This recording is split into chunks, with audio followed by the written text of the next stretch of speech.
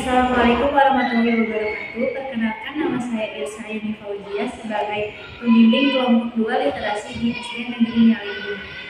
Di sini saya akan mempresentasikan tantangan Leksa Mudas pada bulan Februari, yaitu menghitung luas meja.